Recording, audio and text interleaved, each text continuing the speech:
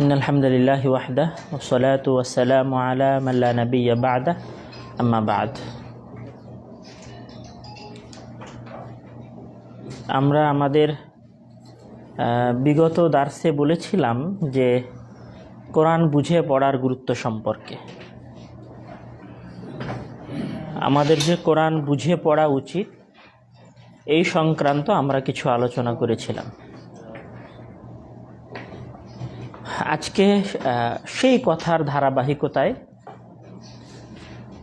আমরা স্বাভাবিক এবং সাবলীল সহজভাবে যতটুকু কোরআন বোঝা দরকার আমরা ততটুকু বোঝার চেষ্টা করব ইনশাআল্লাহ। তো আমাদের কোরআন বোঝার এই আলোচনাটা মূলত শুরু হবে আসুন কোরআন বুঝি এই স্লোগানে, আর শুরু হবে হচ্ছে সূরা ফাতিহা থেকে। আমরা সূরা ফাতিহার মোটামুটি ব্যাখ্যা করার পরে আম্মা পাড়ায় চলে যাব এবং আম্মা পাড়ায় সূরা নাবা থেকে নিয়ে শুরু করে শেষ পর্যন্ত যাওয়ার চেষ্টা করব ইনশাআল্লাহ, যদি আল্লাহ তাআলা তৌফিক দান করেন। ওয়া মা তৌফিক ইল্লা বিল্লাহ। এখানে আমি চেষ্টা করব ব্যাখ্যা করার সময় যে কোরআনের প্রত্যেকটা আয়াত যেন আপনার তেলাওয়াত করার সময় আপনার হৃদয় থেকে বের হয়, এই রকম একটা অনুভূতি আপনাকে দেয়ার।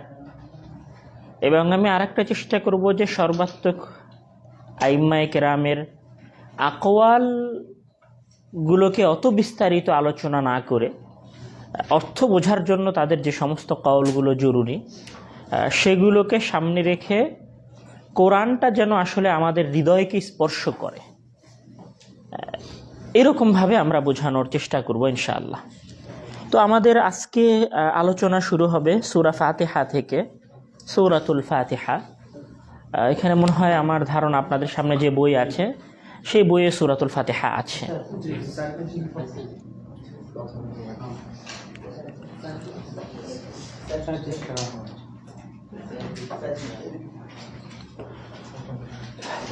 সূরাতুল ফাতিহা আল বা ফাতিহা শব্দের অর্থ হচ্ছে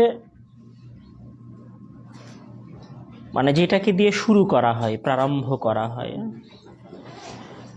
সূরা ফাতিহার আরো অনেকগুলো নামের কথা আইম্মায়ে কেরাম বা মুফাসসিরিনে কেরাম বলেছেন। যেমন ইবনে আশুর রাহিমাহুল্লাহ বলছেন যে সূরা ফাতিহার একটা নাম হচ্ছে আস-সাবউল মাসানি, সূরা ফাতিহার একটা নাম হচ্ছে উম্মুল কোরআন, সূরা ফাতিহার একটা নাম হচ্ছে উম্মুল কিতাব। ফখরুদ্দিন আর-রাজি রাহিমাহুল্লাহ সূরা ফাতিহার আরও কিছু নাম উল্লেখ করেছেন। যেমন উনি বলছেন যে সূরা ফাতিহার নাম হচ্ছে ফাতিহাতুল কিতাব, অথবা সূরাতুল হামদ, প্রশংসার সূরা, অথবা উম্মুল কোরআন। কোরআনের মধ্যে মহান আল্লাহ তাআলা সূরা ফাতিহাকে আস-সাবউল মাসানি বলেছেন। যেমন উনি বলছেন যে ওয়ালাকাদ আতাইনাকা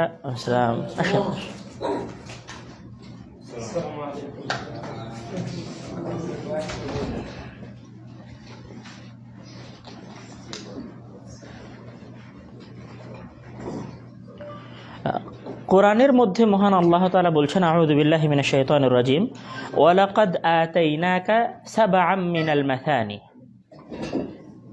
ওয়াল কুরআনাল আযীম। হে মুহাম্মদ, আমরা আপনাকে আস-সাবউল মাসানি দিয়েছি। সাবউল মাসানি সূরা ফাতিহা। তো সাবউল মাসানি সূরা ফাতিহাকে সাবউল মাসানি কেন বলা হলো? মূলত 7টা আয়াত আছে সূরা ফাতিহায়, এই জন্য সেটাকে সাবউল মাসানি বলা হয়েছে। আর হাফিজ ইবনে হাজার আসকালানি রাহিমাহুল্লাহ বলছেন যে এটাকে সাবউল মাসানি মাসানি কেন বলা হলো তার অনেক কারণ উনি উল্লেখ করেছেন। তার মধ্যে একটা কারণের কথা বলা হয়েছে যে এটা বারবার পড়া হয়, এই কারণে আমরা প্রত্যেক সালাতের মধ্যে এটা পড়ি, বারবার ফিরে আসে, সেই জায়গা থেকে এটাকে মূলত মাসানি বলা হয়েছে। এমন 7টা আয়াত যেটা বারবার পাঠ করা হয়। তো এটা ছিল সূরা ফাতিহার নাম সংক্রান্ত। সূরা ফাতিহার আমরা কয়েকটা নাম পেলাম। একটা হচ্ছে উম্মুল কোরআন, একটা হচ্ছে উম্মুল কিতাব, একটা হচ্ছে ফাতিহাতুল কিতাব, আরেকটা হচ্ছে সাবউল মাসানি, একটা হচ্ছে সাবউল মাসানি। মানে হচ্ছে অনেক সময় মা হয়, মা বলতে যেটা বোঝায় সেটা হচ্ছে কোনো কিছুর মূল। হ্যাঁ, তো উম্মুল কিতাব মানে হচ্ছে কিতাবের মূল। উম্মুল কোরআন মানে হচ্ছে কোরআনের মূল। কেউ যদি সূরা ফাতিহাটাকে পূর্ণরূপে বিশ্লেষণ করে এবং ব্যাখ্যা করে, তাহলে সে দেখবে যে সূরা ফাতিহার মাঝে মহান আল্লাহ তাআলা পুরো কোরআনকে সংক্ষিপ্ত করে দিয়েছেন। এটা হচ্ছে সূরা ফাতিহার সবচেয়ে বড় বৈশিষ্ট্য। এবং এই জন্য মহান রাসূল সাল্লাল্লাহু আলাইহি ওয়াসাল্লাম বলছেন যে, উবাদা ইবনে সামিত রাদিয়াল্লাহু তাআলা আনহু হতে বর্ণিত, উনি বলছেন যে আন্না রাসূলুল্লাহ সাল্লাল্লাহু আলাইহি ওয়াসাল্লাম قال লা সালাতা লিমান লাম ইয়াকরা বিফাতিহাতিল কিতাব। তার সলাতটা সলাতই নয় যে কি করেনি, সূরা ফাতিহা পড়ে নাই। তাহলে সূরা ফাতিহাটা আসলে কতটুকু গুরুত্বপূর্ণ যে সলাত হয় না সূরা ফাতিহা ছাড়া। মানে আসলে এইটা বোঝার জন্য আগে আপনাকে সলাতের গুরুত্ব বুঝতে হবে। হতে পারে অনেক নামের কথা এসেছে, নাইফু আশরুন মানে প্রায় 20-এরও অধিক নামের কথা ইমামে কেরাম এটা উল্লেখ করেছেন। তো নামের আরও অনেক নাম আছে, আমি মূল নামগুলো শুধু বলার চেষ্টা করেছি। তো আমি বলতে চাচ্ছিলাম যেটা, সেটা হচ্ছে যে সলাতই হবে না সূরা ফাতিহা ছাড়া। তাহলে সূরা ফাতিহার গুরুত্ব বোঝার জন্য আগে সলাতের গুরুত্ব বুঝতে হবে। সলাতের গুরুত্ব বোঝার জন্য এটাই যথেষ্ট যে আউয়ালু মা ইউহাসাবু বিহিল আবদু ইয়াওমাল কিয়ামাতি আস-সালাহ ফাইন সালাহাত সালাহা সাইরু আমালি ওয়া ইন ফাসাদাত ফাসাদা সাইরু আমালি।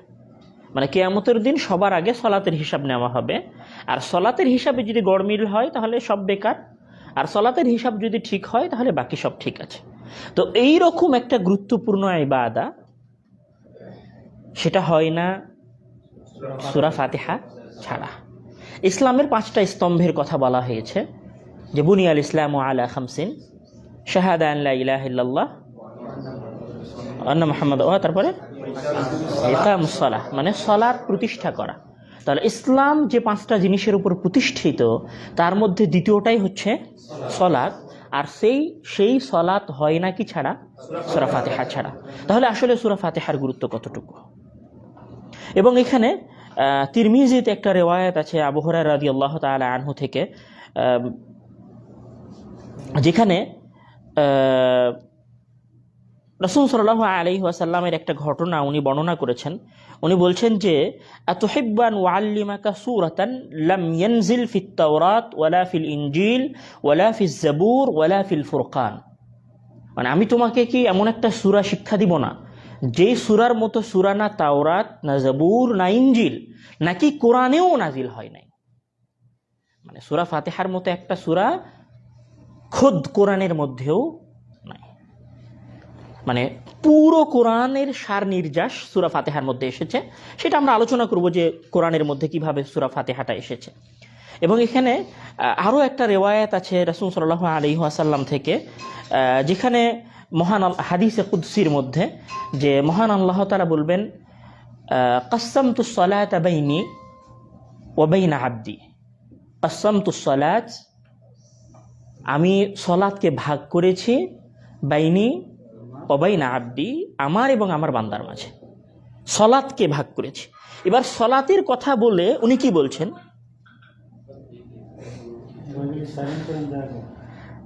সলাতের কথা বলতে গিয়ে উনি যেটা বলছেন সেটা হচ্ছে যে ফাইদা ক্বালা আলহামদুলিল্লাহি রাব্বিল আলামিন। আল্লাহ তাআলা কিন্তু বললেন, মানে হাদিসে কুদসি মানে যেটা কোরআন না, কিন্তু আল্লাহ তাআলা বলেছেন, মানে আল্লাহ তাআলার ভাষায় আছে। সেখানে হাদিসে কুদসির মধ্যে বলছেন যে কাসসামতুস সালাত আমি সলাতকে ভাগ করেছি, বাইনি ওয়া বাইনা আবদি আমার এবং আমার বান্দার মাঝে সলাতকে ভাগ করেছি, এ কথা বলছেন। এ কথা বলার পরে আবার আল্লাহ তাআলা বলছেন যে ফাইদা ক্বালা আলহামদুলিল্লাহি রাব্বিল আলামিন ক্বাল আল্লাহ, যখন বান্দা বলে আলহামদুলিল্লাহি রাব্বিল আলামিন, তখন আল্লাহ তাআলা বলে হামিদানি আবদি, আমার বান্দা আমার প্রশংসা করলো। তাহলে উনি সলাতের কথা বলে কিসের কথা বলছেন, সূরা ফাতিহার কথা বলছেন। মানে সলাতটাই সূরা ফাতিহা, সলাতটাই কি সূরা ফাতিহা। তারপরে উনি বলছেন যে ওয়াইদা ক্বালা আর রহমানির রহিম, আর যখন বান্দা বলে আর রহমানির রহিম, তখন আল্লাহ তাআলা কি বলেন, ক্বাল আল্লাহু আথনা আলাইয়া আবদি, আমার বান্দা আমার উপর দ্বিতীয়বার প্রশংসা করলো। وإذا قال مالك يوم الدين, আর যখন আমার বান্দা বলে মালিক ইয়াউমিদ্দিন, قال الله عز وجل, তখন আল্লাহ তাআলা বলেন মজ্জাদানি আবদি, আমার বান্দা আমাকে মহিমান্বিত করলো, মানে আমার মহিমান্বিত হওয়ার গুণ বর্ণনা করলো। এবং যখন বান্দা বলে ইয়াকা না'বুদু ওয়া ইয়াকা নাস্তাঈন, তখন আল্লাহ তাআলা বলেন ফাহাদিহিল আয়াতু বাইনি ওয়া বাইনা আবদি নিসফাইনি ওয়া লিআবদি মা সাআল, মানে ইয়াকা না'বুদু ওয়া ইয়াকা নাস্তাঈন, যখন এই আয়াত বান্দা পড়ে তখন আল্লাহ তাআলা বলেন যে এটার এই এক অংশ আমার জন্য আর আরেক অংশ হচ্ছে আমার বান্দার জন্য। ওয়া লিআবদি মা সাআল, আর আমার বান্দার জন্য সেটাই যেটা সে চেয়েছে। এই আয়াতের মধ্যে দাস এবং প্রভু একত্রিত হয়েছে। আমরা বুঝতে পারেন কথাটা? ইয়াকা না'বুদু ওয়া ইয়াকা নাস্তাঈন, এই আয়াতের মধ্যে দাস এবং প্রভু একত্রিত হয়েছে। নিজেদের মানে বান্দা একবার বলছে ইয়াকা না'বুদু, আমি তোমার দাসত্ব করি, ওয়া ইয়াকা নাস্তাঈন, এবং আমি তোমার কাছে সাহায্য চাই। মানে বান্দা আল্লাহ তাআলাকে তার প্রভু হিসেবে স্বীকার করছে এবং নিজের কিছু চাওয়ার কথা আল্লাহ তাআলার কাছে পেশ করছে। তখন আল্লাহ তাআলা বলছেন যে ফাইদা ওলি আবদি মা সাআল, আর আমার বান্দা যা চেয়েছে সেটা তার জন্য। এবং যখন সে বলে যে ইহদিনাস সিরাতাল মুস্তাকিম সিরাতাল লাযিনা আন'আমতা আলাইহিম গায়রিল মাগদুবি আলাইহিম ওয়ালাদ-দাল্লিন ফাহুলাইকা লিআবদি ওয়া লিআবদি মা সাআল, আর ইহদিনাস সিরাতাল মুস্তাকিম থেকে নিয়ে শুরু করে শেষের পুরো অংশটাই হচ্ছে আমার বান্দার জন্য, আর আমার বান্দা যা চেয়েছে তাকে তা দেওয়া হলো। তাহলে এটা হচ্ছে সূরা ফাতিহা।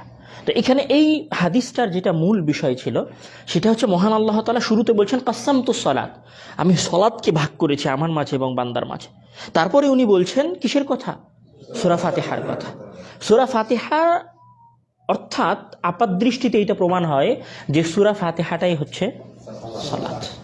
আর সূরা ফাতিহার মধ্যে কিছু রবের কথা আছে আর কিছু বান্দার চাওয়ার কথা আছে।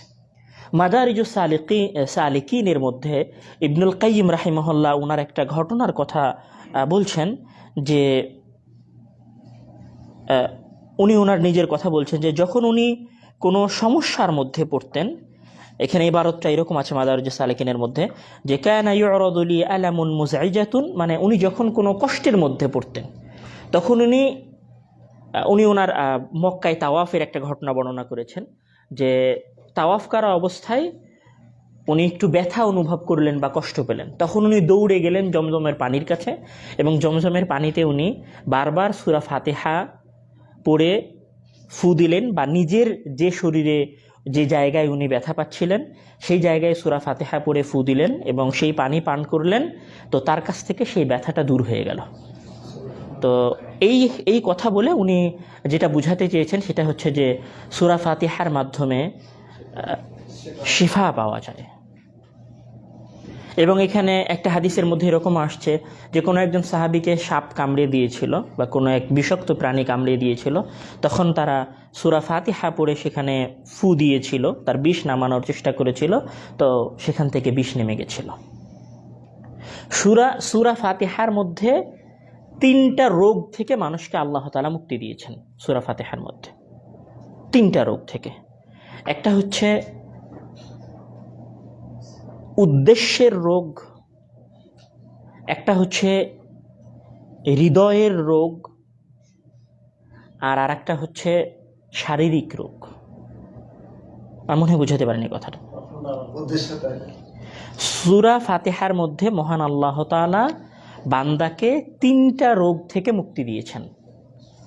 উদ্দেশ্যের রোগ, উদ্দেশ্যের রোগ মানে আপনার মনের মধ্যে এমন উদ্দেশ্য তৈরি হওয়া যেটা আসলে আপনার উদ্দেশ্য হওয়া উচিত নয়, এটা কি উদ্দেশ্য রোগাক্রান্ত হয়ে যাওয়া। আমরা বাংলায় উদ্দেশ্যই তো বলি নাকি, উদ্দেশ্য বলি, মানে মূল উদ্দেশ্য ছেড়ে দিয়ে আমরা যখন অন্য উদ্দেশ্যে নিজের যাত্রা শুরু করি তখন সেটাকে আমরা কি বলতে পারি, রোগাক্রান্ত উদ্দেশ্য। তো আল্লাহ তাআলা বান্দাকে উদ্দেশ্যের রোগ থেকে মুক্তি দিয়েছেন সূরা ফাতিহার মধ্যে। আল্লাহ তাআলা বান্দাকে মুক্তি দিয়েছেন জ্ঞানের রোগ থেকে। কিসের রোগ থেকে? জ্ঞানের রোগ থেকে। আর একটা মুক্তি দিয়েছেন কিসের রোগ থেকে? শারীরিক রোগ থেকে। কেউ যদি সূরা ফাতিহা পড়ে, যেমন আমরা দেখলাম ইবনুল কাইয়িম রাহিমাহুল্লাহ বলেছেন, কেউ যদি তার শরীরের ব্যথার জায়গায় ফুঁক দেয়, মাথা ব্যথার জায়গায় ফুঁক দেয়, আল্লাহ চাইলে সূরা ফাতিহার মাধ্যমে সেটার মুক্তি হতে পারে। এটা হচ্ছে প্রথম রোগ মুক্তি। এটা কি? প্রথম রোগ মুক্তি। দ্বিতীয় রোগ মুক্তি বললাম যে উদ্দেশ্যের রোগ। উদ্দেশ্যের রোগ থেকে মহান আল্লাহ তাআলা কিভাবে মুক্তি দিয়েছেন? আমার এবং আপনার সকলের উদ্দেশ্য কি হওয়া উচিত? আমার এবং আপনার সকলের উদ্দেশ্য কি হওয়া উচিত?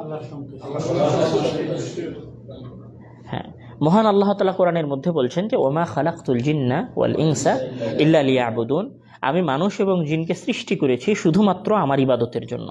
তাহলে মূল উদ্দেশ্যটা কি? ইবাদত করা। তো আল্লাহ তাআলা সেই উদ্দেশ্যটা এই সূরার মধ্যে সঠিক করে দিয়েছেন বান্দার। সেটা কোথায়? সেটা হচ্ছে ইহদিনাস সিরাতাল মুস্তাকিম। হে আল্লাহ, তুমি আমাকে সঠিক পথ দেখাও, মানে আমাকে সঠিক উদ্দেশ্যের পথে যাত্রা করাও। আর ইলমের রোগ থেকে মুক্তি দিয়েছেন কোথায়? ইলমের রোগ থেকে মহান আল্লাহ তাআলা বান্দাকে মুক্তি দিয়েছেন যে মানুষ আসলে বুঝতে পারে না যে তার কি করা উচিত, বা কার দাসত্ব করা উচিত, কার গোলামি করা উচিত, কার সে ইবাদত করবে। এই যে বিভ্রান্তি, এই বিভ্রান্তির আল্লাহ তাআলা মুক্তি দিয়েছেন ইয়াকা না'বুদু এই অংশে। ইয়াকা না'বুদু এই অংশে। তাহলে মূল তিনটা রোগ থেকে মহান আল্লাহ তাআলা মানুষকে সূরা ফাতিহার মধ্যে মুক্তি দিয়েছেন। এই জন্য এটাকে সূরাতুশ শিফা বা রোগ মুক্তির সূরাও বলা হয়ে থাকে। সূরা ফাতিহার মধ্যে তিনটা রোগ থেকে মুক্তি আছে। আমরা বললাম শারীরিক রোগ, উদ্দেশ্যের রোগ, আর হচ্ছে জ্ঞানের রোগ। মানে কোন কার ইবাদত করবেন সেই জ্ঞানের রোগ থেকেও মহান আল্লাহ তাআলা মানুষকে সূরা ফাতিহার মধ্যে মুক্তি দিয়েছেন। এটা ছিল সূরা ফাতিহার প্রারম্ভিক কথা।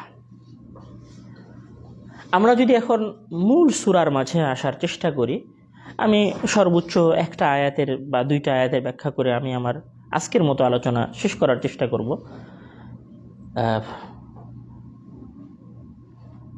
সূরা ফাতিহার আয়াত সংখ্যা কয়টা, বা বিসমিল্লাহির রহমানির রহিম সূরা ফাতিহার আয়াতের অংশ কি অংশ না, এইটা নিয়ে আইম্মায়ে কেরামের মাঝে ইখতিলাফ আছে, মতবিরোধ আছে। আমরা সেইটাই যাব না। যেটা আমাদের মাঝে পরিচিত যে আলহামদুলিল্লাহি রাব্বিল আলামিন থেকেই সূরা ফাতিহা শুরু, আমরা সেখান থেকে আলোচনা শুরু করব। তো এইখানে আমি যদি এমনি আপনাদেরকে জিজ্ঞাসা করি যে সূরা ফাতিহা শুরু হচ্ছে আউযু বিল্লাহি মিনাশ শাইতানির রাজিম বিসমিল্লাহির রহমানির রহিম, আল্লাহ তাআলা বলছেন যে, আসলে আপনারা কি চান তা আমি জানি না, কিন্তু আমি চাই যে আল্লাহ তাআলা যেন এই সূরার এবং এই কোরআনের ব্যাখ্যা করার মাধ্যমে আমাকে হেদায়েত দান করে। আসলে আপনারা কি চান সেটা আমি আল্লাহ জানি না, কিন্তু আমি শুধু এটাই চাই যে আল্লাহ যেন আমাকে হেদায়েত দান করে। মূলত এই জন্যই আমি আলোচনাটা বেছে নিয়েছি। আমি চেষ্টা করেছি এই সূরার মাঝে আল্লাহকে খুঁজে পাওয়ার, আমি চেষ্টা করেছি এই সূরার মাঝে আল্লাহ তাআলাকে চেনার। তো যখন মহান আল্লাহ তাআলা বললেন যে আলহামদুলিল্লাহি রাব্বিল আলামিন, আপনারা কি অর্থটা বলতে পারবেন? সকল প্রশংসা বা সমস্ত প্রশংসা আল্লাহ তাআলার জন্য। সমস্ত এই শব্দটার আরবি আপনারা কোথায় পেলেন? সেটার আরবিটা কেউ বলেন কিভাবে? কিন্তু একটাই শব্দ,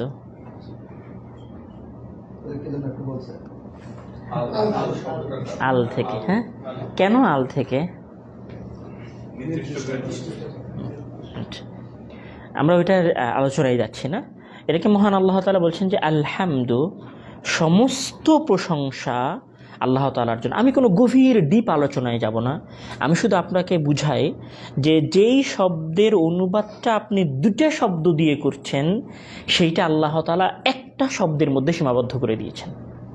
এবং পৃথিবীর এমন কোনো ভাষা নাই যে আলহামদু শব্দের একটা শব্দ দিয়ে অনুবাদ করতে পারবে। এটা হচ্ছে কোরআনের ভাষা যে অদ্বিতীয় এবং অনন্য তার প্রমাণ। আমরা বুঝাতে পারিনি কথাটা। আপনি এটার ইংলিশে পৃথিবীর সবচেয়ে সমৃদ্ধ ভাষাগুলোর একটা ভাষা হচ্ছে ইংরেজি, আমাদের কাছে সবচেয়ে পরিচিত ভাষাগুলোর একটা ভাষা হচ্ছে বাংলা। এই দুইটা ভাষাই যদি আপনি আলহামদুকে অনুবাদ করার চেষ্টা করেন, তাহলে আপনি কোনো সময় একটা শব্দ দিয়ে অনুবাদ করতে পারবেন না। এরকম কোরআনে একটা আয়াত তৈরি হয়ে যাবে, আপনি এর মাঝে মাঝে পাবেন যে ওই একটা আয়াতের সঠিক অনুবাদ করার জন্য, এক লাইনের একটা আয়াতের অনুবাদ করার জন্য আপনাকে 4 লাইন লিখতে হয়েছে। এটাই মূলত কোরআনের ভাষার সৌন্দর্যতা, যেটা পৃথিবীর আর কোনো মানুষ কোনোদিন করতে পারবে না, এমনকি আরবি ভাষাতেও পারবে না। আরবি ভাষাতেও আলহামদু শব্দটার সমপর্যায়ের কোনো শব্দ নাই। পৃথিবীর ইতিহাসের সবচেয়ে সমৃদ্ধ ভাষাগুলোর একটা ভাষা হচ্ছে আরবি ভাষা। আপনি যদি ইংরেজি ভাষায় যান, পৃথিবীর সবচেয়ে প্রচলিত ভাষা হচ্ছে ইংরেজি, আপনি যদি ইংরেজি ভাষায় যান তাহলে দেখবেন যে আজ থেকে 200 বছর পিছনের ইংরেজি সাহিত্য যদি আপনি পড়তে যান, তাহলে সেটা দেখবেন যে বর্তমান সময়ের ইংরেজি সাহিত্য থেকে সম্পূর্ণ বিচ্ছিন্ন। আপনি যান জর্জ বার্নার্ডসের কথা আমি না বলি, শেক্সপিয়ারের কথাই আমি বলি। ধরুন আপনি শেক্সপিয়ারের যে ইংলিশ আছে, আপনি সেই ইংলিশ এবং বর্তমান সময়ের ইংলিশ, মানে শেক্সপিয়ারের মতো একজন সাহিত্যিকের ইংলিশ আর বর্তমান সময়ের একজন শ্রেষ্ঠ সাহিত্যিকের ইংলিশের মাঝে আপনি একত্রিত করার চেষ্টা করেন, দেখবেন দুইটার মাঝে আসমান এবং জমিনের তফাৎ আছে। তো ইংরেজির মতো একটা সমৃদ্ধ ভাষা মাত্র 200 বছরের ব্যবধানে বিচ্ছিন্ন হয়ে গেছে। কিন্তু আরবি হচ্ছে এমন একটা ভাষা যেটা বিগত 1500 বছরের ব্যবধানেও তার মূল থেকে বিচ্ছিন্ন হয়নি। 1500 বছর আগে ভাষায় যে বাক্য, যে শব্দগুলো ব্যবহার হতো, এখনো সেই শব্দ, সেই বাক্যগুলো ব্যবহার হয়। তো এই রকম একটা সমৃদ্ধ ভাষাতেও, মানে আমি যেটা বলতে চাচ্ছিলাম সেটা হচ্ছে আরবির মতো একটা সমৃদ্ধ ভাষাতেও কেউ কোনোদিন আলহামদু শব্দের মতো আর একটা শব্দ নিয়ে আসতে পারবে না। এই আলহামদু শব্দটার যদি আমরা আরবিতে অনুবাদ করতে চাই, তাহলে আমাকে 2টা শব্দ নিয়ে আসতে হবে। একটা হচ্ছে আল মাদহু ওয়াশ শুকর, আর এই যে সমস্তের যে অনুবাদটা আসছে, এই অনুবাদটা আসছে মূলত আলহামদুর আলিফলাম থেকে। এটাকে বলা হয়, আপনাদের সহজার্থে এমনি বলছি, যে আলিফলাম আরবিতে বলে আলিফলাম জিনসি। জিন্স মানে পুরো একটা জাতকে বোঝানোর জন্য, মানে যত ধরনের প্রশংসা হতে পারে, সকল ধরনের প্রশংসার একমাত্র সত্ত্বাধিকারী হচ্ছেন আল্লাহ তাআলা। মানে এখানে আরেকটা আলহামদুর পরে একটা অক্ষর আছে, সেটা হচ্ছে কি লিল। আল্লাহ আর আল্লাহর আগে একটা লাম আছে, লিল্লাহ, মানে আল্লাহর জন্য শব্দটা অধিকার বোঝায়। মানে এই লামটা, আরবির এই লাম অক্ষরটা অধিকার বোঝায়। মানে পৃথিবীর যত ধরনের প্রশংসা হতে পারে, সকল ধরনের প্রশংসা এবং শুকর এবং কৃতজ্ঞতার একমাত্র সত্ত্বাধিকারী হচ্ছেন কে? আল্লাহ তাআলা। এখানে মহান আল্লাহ তাআলা প্রথমে বলছেন যে সমস্ত প্রশংসা আল্লাহ তাআলার। কেন সমস্ত প্রশংসা আল্লাহ তাআলার? উনি শুরুতেই সূরাটা শুরুই করছেন কি দিয়ে? প্রশংসার কথা বলে। ওনার প্রশংসাটা কেন আসলে? মানে আগে তো কোনো কথাই চলে যায়নি। প্রশংসাটা এই জন্য যে উনি আমাদেরকে একটা কোরআন দিয়েছেন, এটার জন্য প্রথম প্রশংসা। দ্বিতীয় প্রশংসা হচ্ছে এই জন্য যে উনি আল্লাহ তাআলা। সমস্ত প্রশংসা আল্লাহর, এই কথা যখন আল্লাহ তাআলা বলেছেন, তখন উনি এটাও বলেননি যে সমস্ত প্রশংসা রহমানের, সমস্ত প্রশংসা রহিমের, সমস্ত প্রশংসা গফুরের। উনি বলেছেন আল্লাহ। এমন একটা ওয়ার্ড, উনি শব্দ ব্যবহার করেছেন যে শব্দের মাঝে উনার পুরো 99টা নাম এবং সকল আসমা ওয়া সিফাত একত্রিত হয়ে গেছে। এবং তারপরে উনি বলছেন যে, মানে বান্দাকে উনি প্রথমত বলতে চেয়েছেন যে আমি তোমার প্রভু, যার তুমি দাসত্ব করো, যার তুমি গোলামি করো। দ্বিতীয়ত আমার প্রশংসা এই কারণে যে রব্বুল আলামিন, আমি হচ্ছি বিশ্বজগতের প্রতিপালনকারী।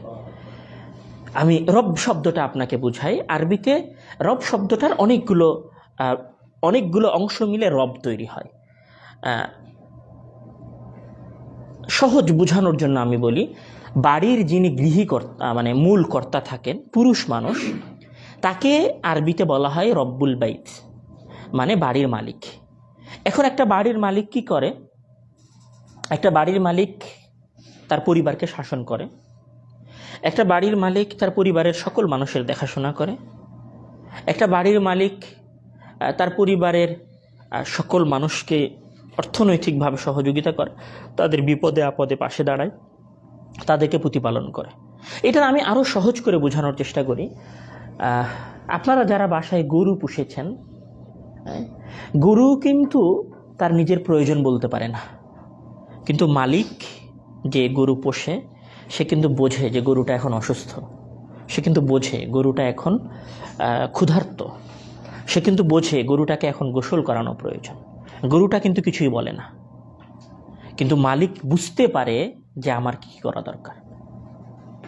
তো এই যে মালিক ওই গরুর প্রতি যে যত্নটা নেয় না, এই যত্ন নেওয়ার বাংলাটাকে বলা হয় প্রতিপালন করা, লালন পালন করা। তাহলে আল্লাহ তাআলা হচ্ছেন এই পুরো পৃথিবীর লালন পালনকারী, এবং এই লালন পালনে ওনার একটা বৈশিষ্ট্য আছে, সেটা হচ্ছে যে মানুষ রব মানে রব্বুল বাইত এবং রব্বুল আলামিনের মধ্যে পার্থক্য হচ্ছে যে মানুষ প্রতিপালন করতে করতে মাঝে মাঝে বেখেয়াল হয়ে যায়, মাঝে মাঝে ছেলেটা অসুস্থ, এটা মানুষ খেয়াল করতে পারে না, মাঝে মাঝে গরুটা অসুস্থ হয়ে গেছে কিন্তু আপনার 2-3 দিন পরে মনে হয়েছে। কিন্তু আল্লাহ তাআলার তার মানে প্রতিপালনটা হচ্ছে এমন, এটাকে আরবিতে বলা হয় কাইয়িম। মানে কোনো সময় আপনারা আয়াতুল কুরসির মধ্যে আল্লাহু লা ইলাহা ইল্লা হুয়াল হাইয়ুল কাইয়ুম, কাইয়ুম অর্থ কি? হাইয়ুন মানে হচ্ছে চিরঞ্জীব, কাইয়ুম মানে হচ্ছে চিরস্থায়ী, চিরধারক এবং বাহক নিজের ক্ষমতার উপরে। মানে উনি এই জন্য মহান আল্লাহ তাআলা পরের অংশে গিয়ে বলেছেন লা তাখুদুহু সিনাতুন ওয়ালা নাওম, মানে তাকে এক সেকেন্ড, মানে আল্লাহ তাআলা ওখানে নিদ্রার কথা কেন বললেন? মানে সবচেয়ে মজার একটা বিষয় হচ্ছে মহান আল্লাহ তাআলা আয়াতুল কুরসি বলছেন যে আল্লাহু লা ইলাহা ইল্লা হুয়াল হাইয়ুল কাইয়ুম। উনি বলেছেন যে তিনি ছাড়া কোনো ইলাহ নেই, তারপরে উনি বলছেন হাইয়ুন, তারপরে উনি বলছেন কাইয়ুম, এবং তারপর একটা ক্ষুদ্র নগণ্য একটা সিফাতের কথা বলছেন যে লা তাখুদুহু সিনাতুন ওয়ালা নাওম, তাকে নিদ্রা পায় না। মানে নিদ্রা পায় না মানে কি? মানে উনি এক সেকেন্ডের জন্য, এক ন্যানো সেকেন্ডের জন্য ওনার দায়িত্ব সম্পর্কে গাফেল ভুলে যান না কোনো সময়। তাহলে রব্বুল আলামিন মানে উনি হচ্ছেন এই বিশ্বজগতের, বিশ্বজগৎ সমূহের প্রতিপালক, প্রতি সেকেন্ডের, প্রতি মুহূর্তের জন্য। এবং এই কারণে পৃথিবীর কোনো পাখপাখালি কোনো সময় না খেয়ে থাকে না। একটা অবলা প্রাণীকেও মহান আল্লাহ তাআলা তার খাদ্যের ব্যবস্থা করে দেন। মানে মানুষের কথা বাদ দিলাম, একটা ক্ষুদ্র প্রাণী থেকে নিয়ে শুরু করে, একটা ছোট্ট পশু থেকে নিয়ে শুরু করে এই পৃথিবীর একদম নগণ্য কীট পতঙ্গ পর্যন্ত সকলের দেখাশোনা করেন মহান আল্লাহ তাআলা। এটা হচ্ছে মূলত রব্বুল আলামিন। তা আল্লাহ তাআলা হচ্ছেন সেই প্রতিপালক। তাহলে আমি প্রশংসা করছি, সকল প্রশংসা। এখানে আরেকটা কথা আছে, আমরা জানি কিছু বাক্য বাংলায়, এটা বাংলায় বুঝিয়ে বলি, কিছু বাক্য শুরু হয় ক্রিয়া দিয়ে, কিছু বাক্য শুরু হয় আরবিতে, কিছু বাক্য শুরু হয় ক্রিয়া। ক্রিয়া বোঝেন তো? মানে করা,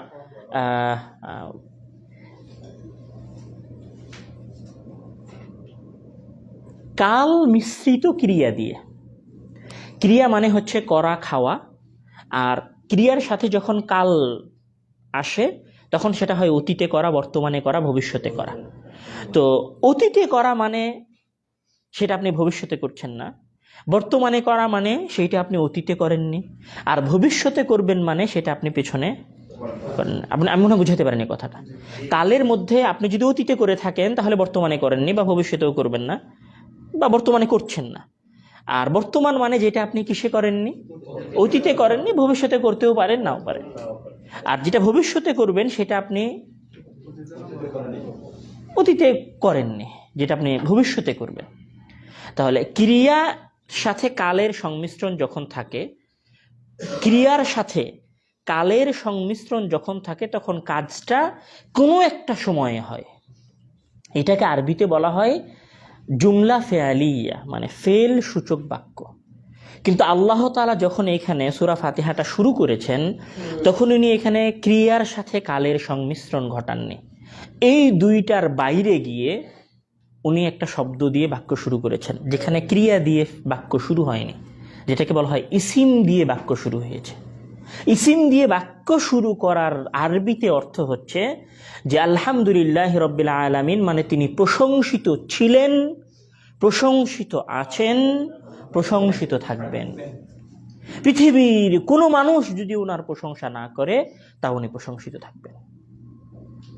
পৃথিবীর কোনো সৃষ্টিও যদি ওনার প্রশংসা না করে, তাও উনি প্রশংসিত থাকবেন।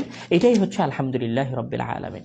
এবার আপনি যখন এই আয়াতটা তেলাওয়াত করছেন, তখন এবার আপনি এই অনুভূতি নিয়ে আয়াতটা তেলাওয়াত করেন যে সমস্ত প্রশংসা এমন এক সত্তার জন্য, যিনি প্রশংসিত ছিলেন, প্রশংসিত আছেন, প্রশংসিত থাকবেন, যিনি আমার মাবুদ এবং আমার ইলাহ, রব্বুল আলামিন, যিনি আমার এবং এই পুরো পৃথিবীর প্রতিপালক। আমি তার প্রশংসা করছি। আমরা বুঝাতে পারিনি কথাটা। প্রশংসা, সকল ধরনের প্রশংসা ওই আল্লাহ তাআলার, ওই মাবুদের, ওই ইবাদতের যোগ্য সত্তার, যিনি প্রশংসিত ছিলেন, প্রশংসিত আছেন, প্রশংসিত থাকবেন, এবং যিনি বিশ্বজগৎ সমূহের প্রতিপালক। আমি প্রতিপালকের একটা অর্থ বলেছি, সেটা মাথায় রাখার চেষ্টা করবেন। লালন পালনকারী, যিনি নিজে বোঝেন যে কাকে কি দিতে হবে, যদিও বা সে না বোঝে। এবং এই রব্বুল আলামিন, মানে আল্লাহ তাআলা যে রব্বুল আলামিন, এই রব্বুল আলামিন হওয়ার কারণেই মূলত একজন কাফের খাবার পায়। রব্বুল আলামিন হওয়ার কারণেই মূলত একজন মুশরিক ব্যবসায়ী ধনী হয়। এই রব্বুল আলামিন হওয়ার কারণেই মূলত একজন মুমিনও খাবার পায়। এই রব্বুল আলামিন হওয়ার কারণেই মূলত সূর্যটা শুধু সৌদি আরবে আলো দেয় না, বরং ইসরায়েলেও আলো দেয়। এই রব্বুল আলামিন হওয়ার কারণেই চাঁদের সৌন্দর্যটা শুধু বাংলাদেশ থেকে দেখা যায় না, বরং সমগ্র পৃথিবী থেকে দেখা যায়। এই রব্বুল আলামিন হওয়ার কারণে শুধুমাত্র সৌদির ভূমি ফসল উৎপাদন করে না, বরং সারা পৃথিবীর সকল ভূমি ফসল উৎপাদন করে। এই রব্বুল আলামিন হওয়ার কারণেই বাংলাদেশের ভূমিও যেমন ফসল উৎপাদন করে, ইসরায়েলের ভূমিও তেমন ফসল উৎপাদন করে, রাশিয়ার ভূমিও তেমন ফসল উৎপাদন করে, আমেরিকার ভূমিও তেমন ফসল উৎপাদন করে। এই রব্বুল আলামিন হওয়ার কারণেই ওই মেঘ শুধু তাওহীদের দেশে বৃষ্টি দেয় না, বরং সারা পৃথিবীতে বৃষ্টি দেয়। এই রব্বুল আলামিন হওয়ার কারণেই শুধুমাত্র পানি মুসলিম এলাকাগুলোর মাটির নিচ থেকে ওঠে না, বরং সমগ্র পৃথিবী থেকে ওঠে। এটাই মূলত রব্বুল আলামিন। আল্লাহ তাআলা আমাদেরকে পবিত্র কোরআনের অর্থ বোঝার, এবং অন্তত আগামীতে যখন সূরা ফাতিহা তেলাওয়াত করব, তখন এই আয়াতটা যেন হৃদয়ের গভীর থেকে তেলাওয়াত করতে পারি। আল্লাহ তাআলা যেন আমাদেরকে সেই তৌফিক দান করেন। আল্লাহুম্মা আমিন। ওয়া আখিরু দাওয়ানা আলহামদুলিল্লাহি রাব্বিল আলামিন। আসসালামু আলাইকুম ওয়া রাহমাতুল্লাহি ওয়া বারাকাতুহু।